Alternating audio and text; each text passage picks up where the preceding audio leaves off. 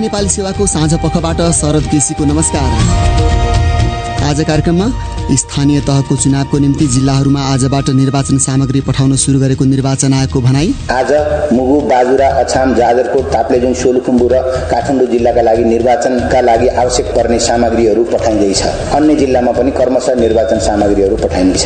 विश्व स्वास्थ्य संगठनका महानिर्देशक नेपाल भ्रमणमा सरकारले छलफलमा दिनुपर्ने प्राथमिकता के हो? गाउँघरमा जिल्लाहरूमा बिरामी भयो भने ठुलो अस्पतालमा लान धेरै टाढा जानुपर्ने हुन्छ कि त्यसले गर्दाखेरि डिस्ट्रिक्ट लेभलमा नै संस्थाहरूको स्ट्यान्डर्ड बढाउन WHO ले अरू देशहरूको एक्सपिरियन्स अनुसार टेक्निकल असिस्टेन्स प्रोभाइड गराइदिनु पर्यो।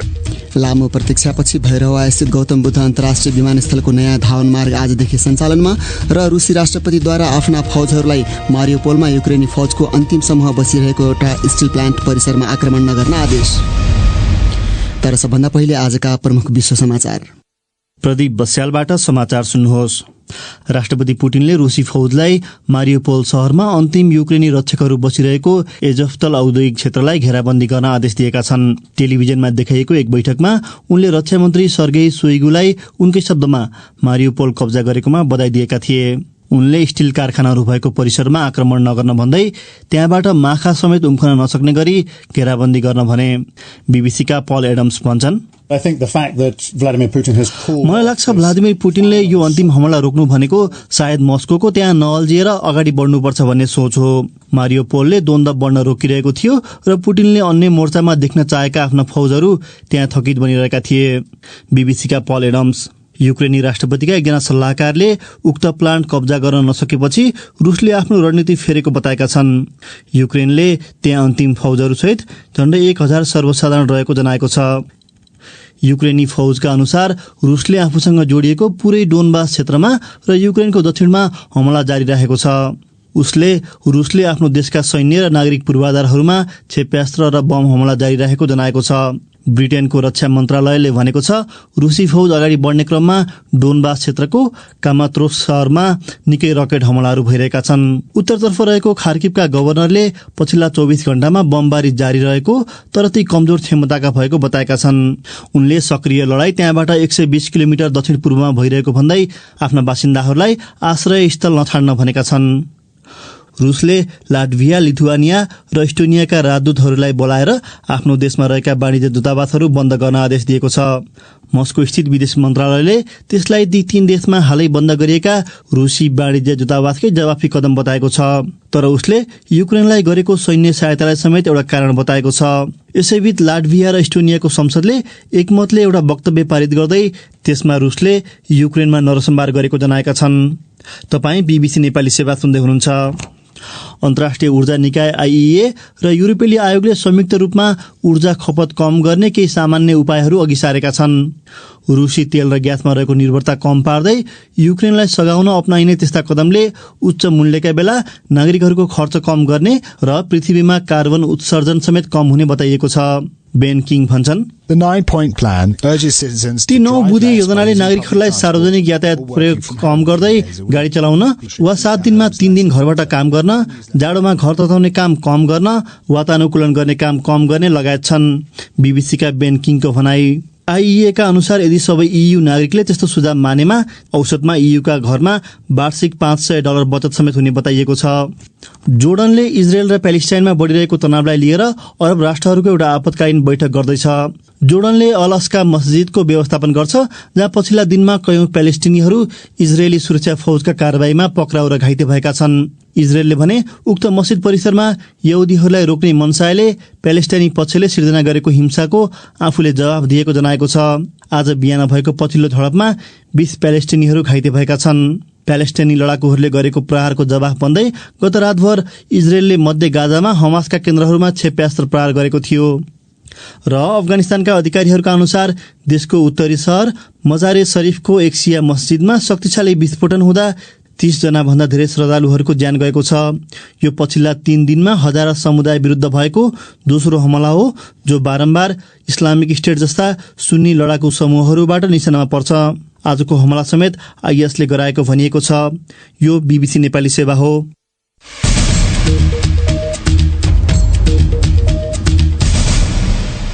साँझपखमा तपाईलाई स्वागत छ। आजको पहिलो प्रसंग वैशाख 30 गते हुने स्थानीय तहको चुनाव बारे। निर्वाचन आयोगले उक्त चुनावको निम्ति निर्वाचन सामग्रीहरू जिल्लाहरूमा पठाउन सुरु गरिएको जनाएको छ।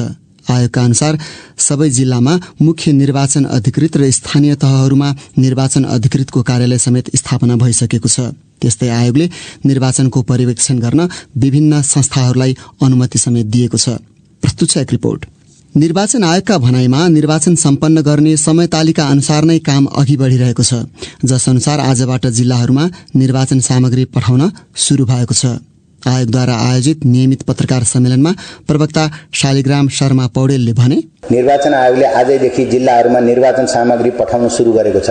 आज मुगु, बाजुरा, अछाम, जाजरकोट, ताप्लेजुङ, सोलुखुम्बु र काठमाडौँ जिल्लाका लागि निर्वाचनका लागि आवश्यक पर्ने सामग्रीहरू पठाइँदैछ। अन्य जिल्लामा पनि क्रमशः निर्वाचन सामग्रीहरू पठाइनेछ। उनका अनुसार 77 वटै जिल्लाका सदरमुकाम स्थित पालिकामा मुख्य निर्वाचन अधिकृतको कार्यालय स्थापना गरिएको छ। बाँकी 676 वटा तहमा पनि निर्वाचन अधिकृतले कार्यालय सञ्चालन गरेका छन्। प्रवक्ता पौडेल, आजबाट मुख्य निर्वाचन अधिकृतको कार्यालय र निर्वाचन अधिकृतको कार्यालय खुलिसकेको छ। आजबाट 11 गतेसम्म अथवा 10 गतेसम्म विभिन्न व्यवस्थापकीय कामहरू, कर्मचारी, आफूलाई चाहिने कर्मचारीहरू नियुक्ति गर्ने, भौतिक स्रोत साधनहरू जुटाउने, कुर्सी टेबल जुटाउने यी कार्यालयहरूले गर्छन्। जुनसुकै तहको चुनावमा पनि विभिन्न संस्थाहरूले निर्वाचनको पर्यवेक्षण गर्ने प्रचलन छ। चुनावको निष्पक्षताको आधार उनीहरूको प्रतिवेदनलाई समेत बनाउने गरिन्छ। आयोगका प्रवक्ता पौडेलका भनाइमा त्यसको निम्ति 10,000 भन्दा बढी पर्यवेक्षक हटाउने गरी विभिन्न संस्थाहरूलाई पर्यवेक्षणको अनुमति दिइएको छ। आयोगले मापदण्ड पूरा गरेका 44 वटा राष्ट्रिय संस्थाहरूलाई पर्यवेक्षण अनुमति दिने निर्णय गरेको छ। उक्त संस्थाहरूबाट तोकिएको योग्यता पुगेका 10,000 भन्दा बढी पर्यवेक्षकहरूले मुलुकभरका तोकिएको मतदान स्थलमा पुगी पर्यवेक्षण गर्नेछन्। आफ्नो मतदाता नामावली रहेको सम्बन्धित स्थानीय तहमा भने पर्यवेक्षकले पर्यवेक्षण गर्न पाउने छैनन्। वैशाख 30 गते हुने स्थानीय तहको चुनावमा सत्तापक्षीय दलहरूले गठबन्धन गर्ने निर्णय गरेका छन्। उनीहरूले सहमति हुन नसकेका स्थानमा आपसमै मैत्रीपूर्ण प्रतिस्पर्धा गर्ने तर अन्य दलसँग गठबन्धन नगर्ने बताएका छन्।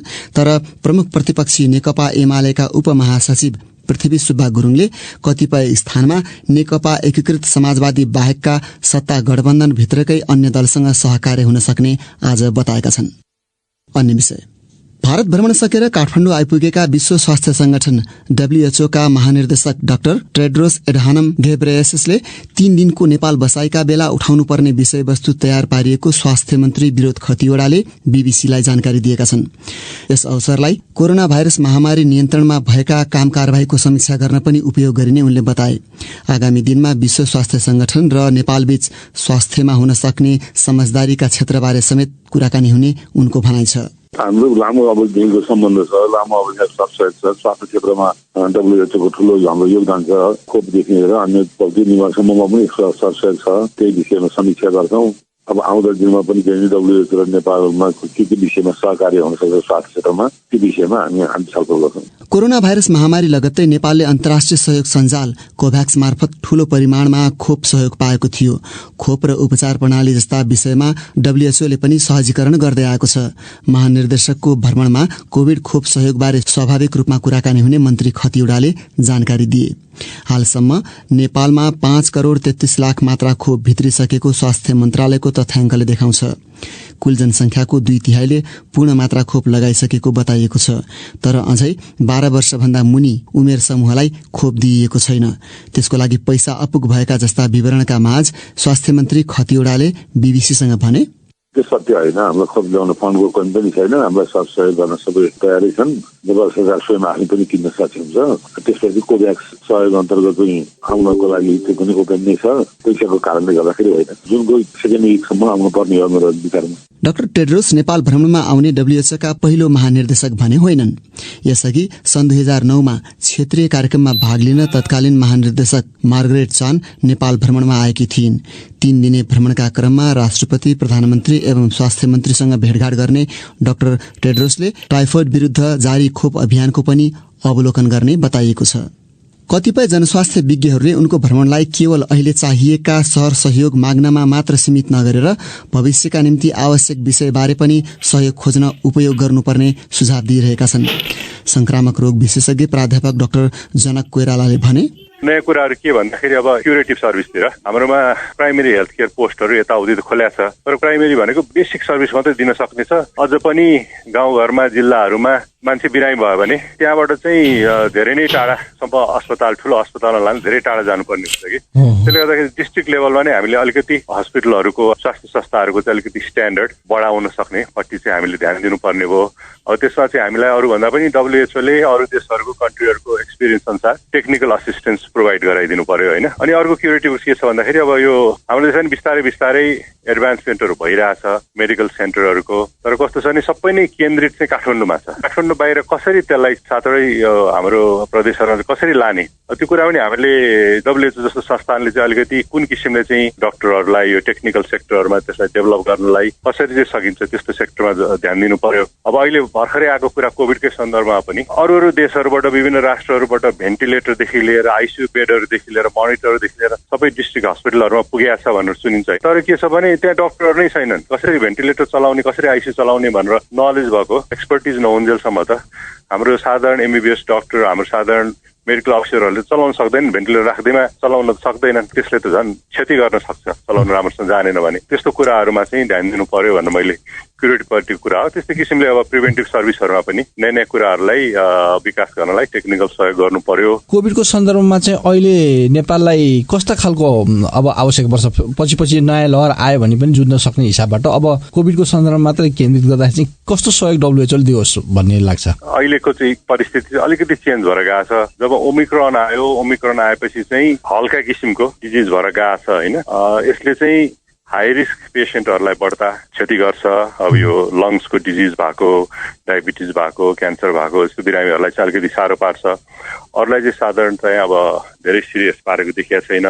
तर त्यो भन्दैमा पछि गएर अर्को भ्यारिएन्ट डेल्टा जस्तो नआउला भन्ने त भएन। त्यसले गर्दा त्यसको लागि चाहिँ हामीले प्रिपरेसन गर्नुपर्ने नम्बर 1 चाहिँ हाम्रो देशमै आइडेन्टिफाई गर्ने। अरू देशमा आयो, अब हाम्रो इन्डियामा यो आयो, हाम्रो पनि यो होला भनेर हामीले गेस गरेर काम गरिरहेको छौँ अहिले। त्यसलाई चाहिँ हाम्रोमा नै साधन सम्पन्न बनाउनु पर्यो होइन। यो जेनेटिक सिक्वेन्सिङ गरेर थाहा हुन्छ त्यो त मेनली। अरू कुराहरू त अब हाम्रो पुरानै हो, यो हाम्रो जुन बोर्डरहरूमा पनि चिजहरू आयो भने इन्डियामा अथवा अरू देशमा आयो भने कसरी त्यसलाई सेक्युर गर्ने, कसरी त्यसलाई स्ट्रेन्थेन गर्ने। हामीले यो बिचमा यो कोभिडको बेलामा के पनि गरेका थियौँ भन्दाखेरि ग्लोबल फन्डसँग सहयोग लिँदाखेरि पनि खालि किन कोभिडलाई मात्रै ध्यान दिने, इम्पोर्टेड केसेसहरूको मलेरियाको आउँछ, सेक्सुअली ट्रान्समिटेड डिजिजहरू आउँछ, HIV आउँछ, TB आउँछ, त्यो सबैलाई नै बोर्डरमा स्क्रिनिङ गरेर उनीहरूलाई चाहिँ बोर्डरमै कन्ट्रोल गर्यो। बोर्डरमा आएको TBको पेसेन्टलाई हामीले चाहिँ TB पहिचान गर्यो भने त त्यसभित्र आउन पाएन नि। त्यस्तो कुराहरूमा चाहिँ ध्यान दिएर हामीले ठुल्ठुलो धेरै हाई प्यासेज भएको बोर्डरहरूमा चाहिँ हामीले त्यसको व्यवस्था गर्नुपर्छ भन्ने कुरामा ध्यान दिनुपर्छ। अर्को चाहिँ जस्तो अब यो थेराप्युटिक्सको कुरा गर्दाखेरि एकदम महँगो हुने अनि फेरि धेरै उपलब्ध नहुने हाम्रो जस्तो देशमा पनि समस्या छ होइन। कोभिडको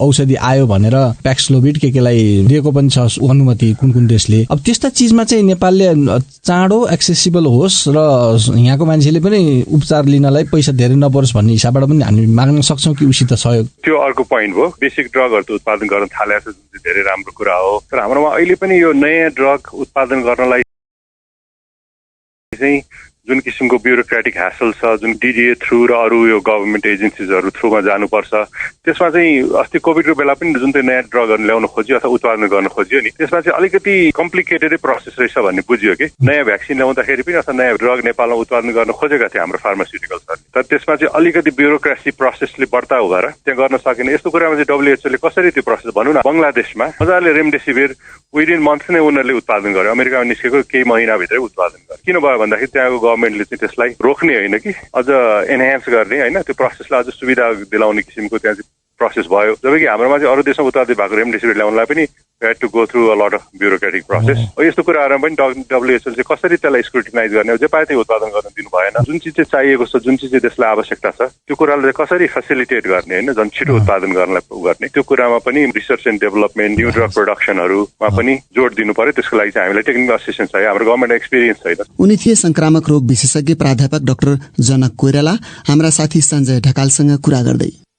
अब अर्को विषय, नेपाल आयल निगमले लागत भन्दा कम मूल्यमा इन्धन बिक्री गरिरहेकोले अझै घाटा कम गर्न नसकेको बताउँदै आएको छ। भारतीय बजारमा भन्दा नेपालमा अझै सस्तोमा डिजल र पेट्रोल बिक्री भइरहेको निगमका प्रवक्ता विनित मणि उपाध्यायको भनाइ छ। नेपालमा पेट्रोल प्रति लिटर 160 रुपियाँ र डिजल 143 रुपियाँ छ। उपाध्यायका अनुसार खाना पकाउने ग्यासमा निगमले अहिले प्रति सिलिन्डर 950 रुपियाँ भन्दा बढी घाटा बेहोर्नु परेको छ। यस्तो अवस्थामा परल मूल्यमा इन्धन बेच्ने चर्चाबारे साथी गनी अन्सारीले तयार पारेको एक रिपोर्ट। इन्डियन ऑयल कर्पोरेशनलाई तिर्नुपर्ने रकम अपुग हुँदा नेपाल आयल निगमले उद्योग वाणिज्य तथा आपूर्ति मन्त्रालय मार्फत अर्थ मन्त्रालयको सहयोगमा राष्ट्रिय वाणिज्य ब्याङ्कसँग 2 अर्ब ऋण लिँदैछ। स्वचालित मूल्य प्रणालीमा कारोबार गर्न आफूहरूले आपूर्ति मन्त्रालय मार्फत निगमलाई सुझाउँदै आएको अर्थ मन्त्रालयका अधिकारीहरू बताउँछन्। त्यसो गर्न सकिए निगमको घाटा पनि कम गर्न सकिने र नेपालबाट भारतीय बजारतर्फ पेट्रोलियम पदार्थको तस्करी पनि रोक्न सकिने उनीहरूको तर्क छ। अनुदान दिएका कारण निगमले घाटा बेहोर्नु परेको उद्योग वाणिज्य तथा आपूर्ति मन्त्रालयका प्रवक्ता नारायण प्रसाद रेग्मी बताउँछन्। पेट्रोलियम पदार्थको कारोबार स्वचालित मूल्य प्रणालीमा लैजाने विषय पनि मन्त्रालयभन्दा आयल निगमसँग सम्बन्धित रहेको उनको भनाइ छ। यद्यपि जनसरोकारसँग जोडिएको मुद्दा भएकाले अहिलेको विषम परिस्थितिमा विभिन्न सरकारी निकायबीच समन्वय गरेर अगाडि बढ्नुपर्नेमा जोड दिँदै रेग्मीले भने, एकातिर संस्थागत कुरा छ भने अर्कोतिर मानिसहरूको जीवनस्तरसँग जोडिएको विषय छ। नागरिकहरू प्रत्यक्ष प्रभावित हुन्छन्। सबै कुरालाई हेरेर गृह कार्य गरिरहेका छौं। उनका अनुसार निगमको कार्यकुशलता बढाउनेदेखि उपभोक्तालाई बिजुलीमा सहुलियत दिने लगायतका विषयमा छलफल भइरहेको छ। नेपालमा इन्धनको सहज कारोबारका निम्ति कि लागत मूल्य अनुसार बिक्री गर्न दिनुपर्ने कि सरकारले अनुदान दिइरहनु पर्ने निगमले बताउँदै आएको छ। विभागीय मन्त्रालयको निर्देशन बमोजिम नै आफूहरूले काम कारबाही गरेको निगमका प्रबन्ध निर्देशक उमेश कुमार थानी बताउँछन्। लागत मूल्यमा बिक्री गर्नुपर्ने विषयमा आपूर्ति मन्त्री र सचिवसँग निरन्तर छलफल भइरहेको बताउँदै उनले भने, हामी परल मूल्यमै जाने हो। त्यसपछि जुन स्वचालित मूल्य प्रणालीको कार्यविधि छ नेपाल आयल निगमको, त्यो स्वचालित मूल्य प्रणाली अन्तर्गतै चल्ने हो। किनभने सधैँभरि नेपाल आयल निगमले अहिले यो ढंगले गर्न पनि सक्ने अवस्था छैन हैन। त्यसकारणले हामी परल मूल्यमा आइसकेपछि त्यसपछि स्वचालित मूल्य प्रणालीमै लागू गर्ने हामी। यस सम्बन्धी समाचार तपाईँ bbcnepali.com मा गएर पनि पढ्न सक्नुहुन्छ। अब तपाईकै प्रतिक्रिया र टिप्पणी साथीहरू विनिता दाहाल र सृजना श्रेष्ठबाट। नेपाल आयल निगमले पेट्रोलियम पदार्थको लागत भन्दा कममा बिक्री गरिरहेकाले घाटामा रहेको बताउँदै आएको छ। पेट्रोलियम पदार्थको परल मूल्य र बिक्री मूल्य कसरी व्यवस्थापन गरे ठीक होला भन्ने तपाईलाई लाग्छ भनेर आज हामीले हाम्रो सामाजिक सञ्जाल फेसबुक र ट्विटरमा सोधेको प्रश्नमा हामीलाई थुप्रै जवाफ प्राप्त भएका छन्। ती मध्ये केहीलाई यहाँ समेटेका छौं। पदम खप्तडी मगर भन्छन्, हाल पेट्रोलियम पदार्थबाट निगम घाटामा छ, सरकार फाइदामा छ अनि जनता मारमा छन्। यसो हुनुको प्रमुख कारण नै सरकारको चर्को करले हो। यसको सन्तुलन मिलाउनको लागि सरकारले अल्पकालीन रूपमा पेट्रोलियम पदार्थमा लगाएको करको दर घटाउनुपर्छ। नीलकण्ठ थपलियाले फेसबुकमा लेखेका छन्, आयल निगममा हुने अनावश्यक र फजुल खर्च बन्द गर्नु पर्यो। मिलेमतोमा हुने गरेको चुहावट नियन्त्रण गर्नुपर्छ र घाटामा छ भन्ने थाहा हुँदाहुँदै बोनस वितरण गर्ने कार्य तत्काल रोक्नुपर्छ। द्वारिकानाथ धिताल चाहिँ यसो लेख्छन्, सरकारले पेट्रोलियम पदार्थमा लगाएको कर केही घटाउने, आयल निगमले तेलको चुहावट रोक्ने र पेट्रोलियम पदार्थबाट चल्ने सवारी साधनलाई विद्युतीय सवारी साधनमा परिवर्तन गर्ने। त्यसरी काम युद्ध स्तरमा नगरे आयल निगमले पेट्रोलियम पदार्थ बिक्री गर्न गाह्रो छ। विदेशी मुद्रामा खरिद गरेर घाटामा पेट्रोलियम पदार्थ बिक्री गरेर कतिन्जेल टिक्नु। प्रेम माझीले चाहिँ बुदागत रूपमा सुझाव दिएका छन्। उनी लेख्छन्, विद्युतीय सवारी साधनमा जोड़ दिनुपर्छ। सवारी साधनको चाप धेरै भएको ठाउँहरूमा साइकल सिटी निर्माण गर्नुपर्छ। नेपाल आयल निगममा कार्यरत कर्मचारीको भत्ता कटौती गर्नुपर्छ र नेपालमा पेट्रोलियम पदार्थका खानी उत्खनन गरी नेपाल सरकारले लगानी गरी स्वदेशमै उत्पादन गर्नुपर्छ। मोहन आनन्दको धारणा चाहिँ यस्तो छ, भारतसँगको खुला सीमामा चोरी पैठरी हुन सक्ने अवस्थाका कारण पेट्रोलियम पदार्थको मूल्य आयल निगम र सरकारले जनताप्रति जति नै दया देखाउन खोजे पनि भारत भन्दा धेरै सस्तोमा बेच्न सक्ने अवस्था छैन। त्यसैले अन्तर्राष्ट्रिय मूल्य अनुसार नै घटबट गराउँदै लैजानुपर्छ। आयल निगमको सञ्चालन खर्च चाहिँ अपत्यारिलो र अव्यावहारिक छ। नीतिगत रूपमा घटाएर राज्यको खर्च कम गर्नुपर्ने देखिन्छ। हरि पौडेल लेख्छन्, हरेक समस्याले नै एउटा सुनौलो अवसर लिएर आउँछ। त्यसैले हामीले पेट्रोलियम पदार्थलाई बिस्तारै विस्थापित गर्दै विद्युतीय प्रणालीमा जान जरुरी छ। बाँकी रह्यो मूल्य निर्धारणको कुरा आयल निगममा राम्रो नेतृत्वको साथै व्यवस्थापनको कमजोरी आज मात्र होइन पहिलेदेखि नै देखिँदै आएको हो। यसलाई हल गर्न जरुरी छ। भेषराज भण्डारीको मत चाहिँ अलि फरक छ। उनी लेख्छन्, व्यापार गरेपछि घाटा नाफा हुन्छ, यो शाश्वत सत्य हो। तर स्थापना कालदेखि अहिलेसम्म घाटा छ पनि भन्ने, प्रतिस्पर्धामा अरूलाई आउन नदिने अनि चाहिने भन्दा धेरै कर्मचारी थुपार्ने र बोनस खाने गरेकाले शंका लागेको छ। सरकारको स्वामित्वमा रहेका संस्थानहरू यो मात्रै नभएर जति पनि थिए त्यस्तै बहानाबाजी गरेरै ध्वस्त पारिएका हुन्। अब केही अन्तर्राष्ट्रिय प्रसंग। रूसी राष्ट्रपति भ्लादिमिर पुटिनले आफ्ना फौजहरूलाई मारियोपोलमा युक्रेनी फौजको अन्तिम समूह बसिरहेको एउटा स्टिल प्लान्ट परिसरमा आक्रमण नगर्न आदेश दिएका छन्। बरु उनले त्यसलाई उनकै शब्दमा माखा समेत भाग्न नसक्ने गरी घेराबन्दी गर्न भनेका छन्। रूसी राष्ट्रपतिले उक्त रणनीतिक युक्रेनी शहर अब रूसको नियन्त्रणमा रहेको बताएका छन्। बीबीसीका विवरणहरूमा आधारित त्यस सम्बन्धी रिपोर्ट प्रस्तुत गर्दैछन् प्रदीप बस्याल। घेराबन्दीबीच कयौं सातादेखि उक्त दक्षिण पूर्वी शहरमा कष्टकर जीवन बिताइरहेका केही सर्वसाधारणलाई निकालिएको छ, तर तिनको संख्या आशा गरिए भन्दा निकै कम छ। युक्रेनी उप प्रधानमन्त्रीले रूससँग उक्त स्टिल कारखानाबाट तत्काल एउटा मानवीय सहायता मार्ग दिन आग्रह गरेका छन्। त्यहाँबाट आफूहरूले 1000 सर्वसाधारण र 500 घाइते सैनिक निकाल्न चाहेको उनीहरूले बताएका छन्। तर टेलिभिजनमा देखाइएको एउटा बैठकमा पुटिनले देशका रक्षा मन्त्रीलाई मारियोपोल कब्जा गरेकोमा बधाई दिए। उक्त शहरका अधिकांश जसो घर र पूर्वाधारहरू ध्वस्त भएका छन्। पूर्वी डोनबास क्षेत्रलाई यसअघि रूसले कब्जा गरेको क्राइमिया प्रायद्वीपसँग जोड्ने भएकाले मारियोपोललाई निकै रणनीतिक शहर मान्ने गरिन्छ। तर त्यहाँ कयौं सातादेखि प्रतिबद्ध ढंगले बसिरहेका युक्रेनी फौजले गर्दा भ्लादिमिर पुटिन र उनका जनरलहरूलाई तनाव दिएको देखिन्छ। किएभमा रहेका बीबीसीका जोन इडवुड भन्छन्, अहिले रूसले जित पूरा गर्न आवश्यक नरहेको तर अन्तिम युक्रेनी रक्षकहरूलाई भोको पारिराख्ने प्रयास गरेको देखिन्छ। स्पेनमा एक 31 वर्षीय महिलालाई 20 दिनभित्र 2 पटक कोरोना भाइरस संक्रमण भएको पत्ता लागेको छ। अनुसन्धानकर्ताहरूका अनुसार त्यति छोटो अवधिमा कोभिड दोहोरिएको जानकारीमा आएको त्यो नै पहिलो घटना हो। बीबीसीका विवरणहरूमा आधारित त्यस सम्बन्धी रिपोर्ट सुन्नुहोस् केशव कोइरालाबाट। 20 दिनभित्र 2 पटक कोभिड हुने महिला पेसाले स्वास्थ्य कर्मी हुन्। त्यति छोटो अवधिमा उनलाई कोरोना भाइरसका 2 भिन्न भेरिएन्टबाट संक्रमण भएको आनुवंशिक परीक्षणबाट पुष्टि भएको छ। गत डिसेम्बर महिनाको अन्त्यतिर डेल्टा र जनवरीमा ओमिक्रोन भेरिएन्टले उनलाई कोभिड गराएका हुन्। अनुसन्धानकर्ताहरूका अनुसार यसबाट पहिला कोभिड भएको तथा पूरा मात्रा खोप लगाएको छ भने पनि फेरि कोभिड हुन सक्ने देखिन्छ। यद्यपि पूर्ण जिनोम सिक्वेन्सिङबाट मात्र भिन्न प्रकारका कोरोना भाइरसबाट संक्रमण भएको पत्ता लाग्ने भएकाले कति मानिसमा भिन्न भेरिएन्टका कारण कोभिड दोहोरिएको छ भन्ने निर्क्योल गर्न कठिन छ। अनि कोभिड पुष्टि भएका मध्ये एकदमै थोरै बिरामीबाट संकलित नमुना मात्र भेरिएन्ट छुट्याउन आनुवंशिक परीक्षणका लागि पठाइन्छ। पीसीआर परीक्षणमा कोरोना भाइरस पुष्टि भएपछि पनि ती स्पेनी महिलामा कुनै लक्षण देखिएको थिएन। तर 3 साताभित्र उनलाई खोकी लाग्यो र ज्वरो आयो। त्यसपछि उनले फेरि परीक्षण गराइन्। परीक्षणको नतिजाको थप विश्लेषण गर्दा उनलाई भिन्न प्रकारका कोरोना भाइरसबाट संक्रमण भएको देखियो। त्यसबारे अनुसन्धान गरेकी डाक्टर जेम्मा रेसियोले एउटा वैज्ञानिक सम्मेलनमा बोल्दै ओमिक्रोन भेरिएन्टले अन्य भेरिएन्टको संक्रमण वा खोपले प्रदान गरेको प्रतिरोधात्मक शक्ति छल्न सक्ने स्पष्ट पारिन्। फेरि नेपालकै प्रसंगहरू। लामो समयको प्रतीक्षापछि भैरहवा स्थित गौतम बुद्ध अन्तर्राष्ट्रिय विमानस्थलको नयाँ धावन मार्ग रनवे आजदेखि सञ्चालनमा ल्याइएको छ। विमानस्थलका अधिकारीहरूका अनुसार आजदेखि सो धावन मार्गमा आन्तरिक उडानहरू गरिए पनि अन्तर्राष्ट्रिय उडान भने करिब 1 महिनापछि गर्ने तयारी गरिएको छ। बुटवल स्थित हाम्रा संवाददाता माधव नेपाल भन्छन्, सो विमानस्थलका योजना प्रमुख प्रवेश अधिकारीका अनुसार नयाँ रनवेबाट उडान तथा अवतरण गर्दा कुनै प्राविधिक समस्या देखिएको छैन। आज बिहान उक्त रनवेबाट यति एयरलाइन्सले पहिलो पटक उडान भरेको थियो भने काठमाडौँबाट आएको बुद्ध एयर नयाँ रनवेमा पहिलो पटक अवतरण गरेको गौतम बुद्ध अन्तर्राष्ट्रिय विमानस्थलका महाप्रबन्धक गोविन्द दाहालले बताए। आज नयाँ रनवे प्रयोग भयो। डोमेस्टिक जुन पहिलेको पुरानो रनवे चाहिँ ट्याक्सी वे भयो होइन, सब सेट गर्यो र बिहान तपाईँको यहाँ जुन नाइट से बसेको थियो यति एयर उयो पहिलो उडान होइन, अनि काठमाडौँबाट आएको बुद्ध एयर पहिलो ल्यान्ड गर्यो आज, अनि त्यसपछि भइरहेछ क्रमशः। नयाँ रनवे 3000 मिटर लामो र 45 मिटर चौडाइको छ, जहाँबाट साना ठूला सबै किसिमका विमानले उडान तथा अवतरण गर्न सक्ने बताइन्छ।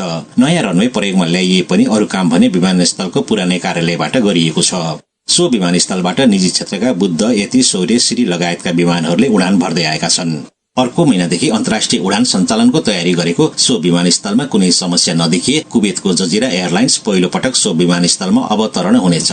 जजिराको विमान जेठ 2 गते बुद्ध जयन्तीका दिन त्यहाँ आउने गरी कार्यतालिका बनाइएको विमानस्थलका अधिकारीहरू बताउँछन्।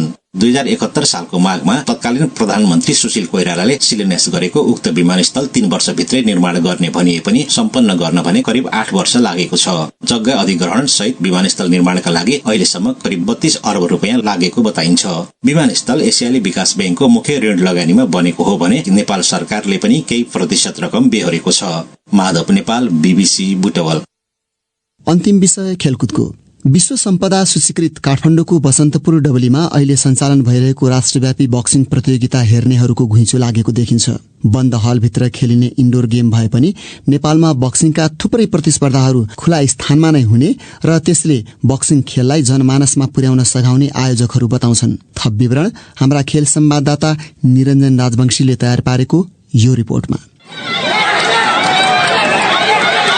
काठमाडौँको बसन्तपुर डबलीमा सञ्चालन भइरहेको वीर गणेशमान सिंह स्मृति राष्ट्रिय बक्सिङ प्रतियोगितामा राष्ट्रका चर्चित खेलाड़ीहरू प्रतिस्पर्धा गरिरहेका छन् र उनीहरूको खेल हेर्न त्यहाँ दर्शकहरूको घुइँचो नै लागेको छ।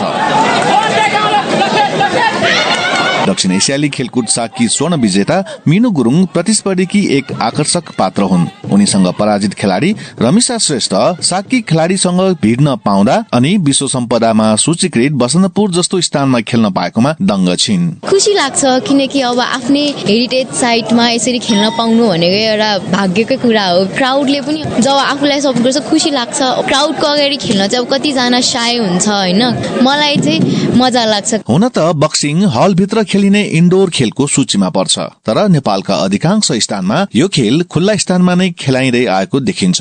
त्यसमा बसन्तपुर त एक समय बक्सिङ प्रतिस्पर्धा गर्ने मुख्य खेल स्थलमा नै पर्थ्यो। 2 दशक अगाडि बसन्तपुर मरु गणेशको बाटोमै रिङ राखेर प्रतिस्पर्धा हुने गर्थ्यो। त्यति बेलाका राष्ट्रिय खेलाड़ी तथा हाल बागमती प्रदेशका प्रशिक्षक रहेका तेज बहादुर थापा मगर भन्छन्, म रामेछाप जिल्लाबाट पनि खेले, मेघदूत क्लबबाट पनि खेले, कमल पोखरी क्लबबाट पनि खेले। यो काठमाडौँमा अत्यन्त राम्रो र रोमान्च लाग्थ्यो। धेरै सम्झना आउँछ अहिले पनि मलाई। त्यो बेला धेरै गेम खेल्नु मजा पनि थियो, तर अहिले अलि त्यस्तो नभएको कता कता पाउँछौं। अहिले बसन्तपुरमा फेरि बक्सिङ फर्केर आएकोमा खुसी छन् त्यति बेलाका आयोजक अशोक विनायक क्लबका अध्यक्ष किरण बहादुर श्रेष्ठ। हाल नेपाल बक्सिङ संघका उपाध्यक्ष समेत रहेका श्रेष्ठ पुरानो दिन सम्झिँदै भन्छन्, 23-24 वर्ष पहिलो कुरा हो। त्यो बेलामा हामीले खुल्ला रूपमा गर्दाखेरि त्यहाँ जुन मान्छेहरू पुरा हजारौं मान्छे त्यसरी गर्दाखेरि सबै जसै बाटोमा हिँड्ने मान्छेलाई पनि बक्सिङ खेलो जस्तो लाग्ने गरेर त्यस्तो चाहिँ अब पुरानो कसैले गर्न सकेला जस्तो लाग्दैन के। बीच बाटोमा पुरा मान्छेको बाटो घाटो सब बन्द गरेर हामीले गरेको। यस्तो प्रतियोगिताको अर्को आकर्षण भनेको खेलाड़ीहरूले पाउने माया पनि एक हो। बक्सिङ संघका केन्द्रीय सदस्य ओम नारायण श्रेष्ठले राष्ट्रिय बक्सिङ चलिरहेकै बेला 13औं सागमा स्वर्ण पदक जित्ने 2 खेलाड़ी मीनू गुरुङ र सनिल शाहलाई 1-1 लाख रुपियाँ पुरस्कार नै दिए। यहाँ चाहिँ सबै खेलाड़ीहरू दर्शकहरू होइन प्रतियोगिता हेर्न आइरहेको हुन्छ। अब खेलाड़ीहरू सबै हुन्छ। त्यस ठाउँमा चाहिँ नि हामीले साफ गेममा को गोल्ड मेडलिस्टहरूलाई भनौँ न बक्सरहरूले पनि खुसी नै व्यक्त गरेछ। हामीलाई पनि अलिकति केही हौसला बढेछ भन्ने सुनिरहेको छौँ। काठमाडौँको बसन्तपुर, ललितपुरको कृष्ण मन्दिर परिसर र भक्तपुरको दरबार स्क्वायर बक्सिङ हुने मुख्य खेल थलोहरू थिए। 2 दशक अगाडि चलेको त्यो परम्परा फेरि दोहोरिएको छ र अहिले पनि खुल्ला स्थानमा बक्सिङ गराउनुको उद्देश्य फरक नभएको भनाई आयोजकको छ। वीर गणेशमान सिंह स्मृति राष्ट्रिय बक्सिङ प्रतियोगिताका संयोजक राजीव श्रेष्ठ भन्छन्, यो ठाउँमा चाहिँ प्रतियोगिता गर्दाखेरि यो खेललाई फाइदा पनि हुन्छ, यो खेल जनमानसमा बुझ्न पनि बुझ्छ। धेरै जसो यो खेल चाहिँ डेन्जर खेल हो भन्ने जुन जनमानसमा त्यो भावना छ नि, यो बुझाउनको लागि नै हामी यस्तो विश्व सम्पदाकोमा यस्तो राम्रो ठाउँमा मानिसहरू धेरै आउने पनि भए र हाम्रो खेल हेर्ने पनि भए र बुझ्ने पनि भए र खेलाडीहरूलाई हौसला पनि बढ्ने भयो। 3 विभागीय र 7 प्रदेशका खेलाडीहरू बीच चलिरहेको यो प्रतिस्पर्धाले पुरानो समयको झल्को त दिएको छ नै, साथै यसले नयाँ खेलाडीहरूको आगमनमा टेवा पुग्ने विश्वास आयोजकहरूको देखिन्छ। निरञ्जन राजवंशी, BBC काठमाडौँ।